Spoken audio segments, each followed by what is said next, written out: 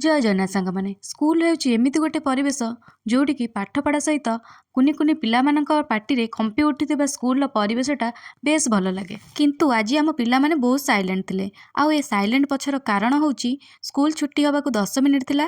आउ एमानक पाटी जमा भी बंद होउनथिला।